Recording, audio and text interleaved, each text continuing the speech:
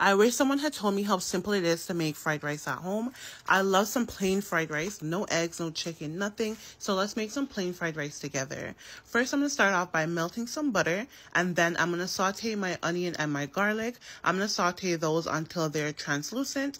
Once they're translucent, I'm going to add my green peas and my carrots, and I'm going to let that saute down for a little while as well.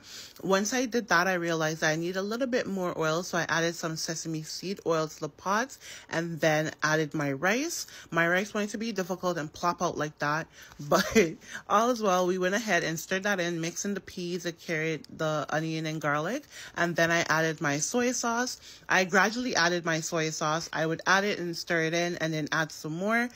I added and tasted it until the tasting was to my liking.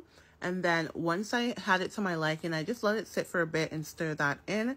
And then I went in with my oyster sauce. I didn't put too much oyster sauce in into it, but I added my oyster sauce and I just stirred that in as well.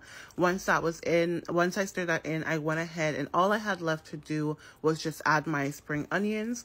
So I added my spring onions and stirred that all together. And guys, it's literally that simple.